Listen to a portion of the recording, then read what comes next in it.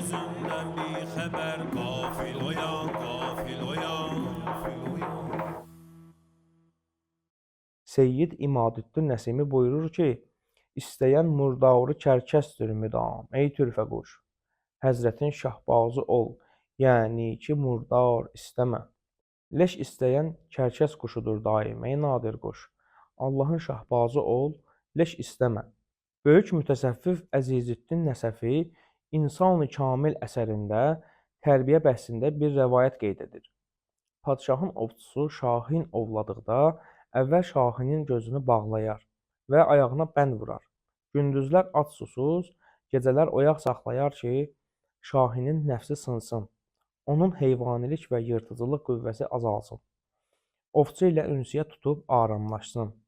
Sonra ovçu ona ov etməyi öyrədər.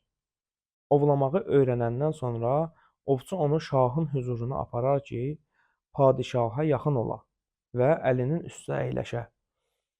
Məlum oldu ki, ovçunun məqsədi şahinin gözünü bağlamaq, ayağına bənd vurmaq, ac susuz saxlamaq deyilmiş. Məqsəd o idi ki, şahin elə bir hala gəlsin ki, ovçu ona ov etməyi öyrədə bilsin.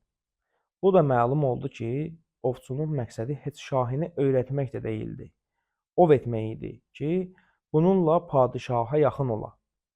Həmçinin yol göstərən mürşid də belə edir.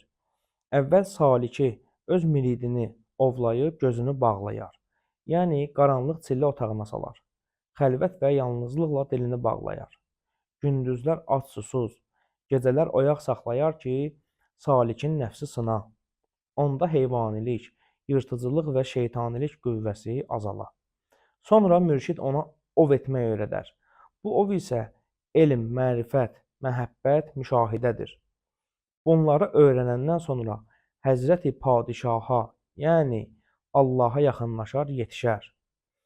Elə ki Həzrəti Padişaha yaxınlaşdı, qurtuluş tapan nicat əhlindən olar. Bəli, doğrudan da insan nəfsi tərbiyə edildikdən sonra heyvani duyğuları ölüb, onların müqabilində olan ilahi qüvvələri dirilərək itiləşir və o bu ilğınvari görüntülərdən ibarət olan fani dünyanın zahirindən keçib həqiqi qeyb aləminə qanadlanır və Allah dərgahının sevimlisinə çevrilir. Gafil oyan,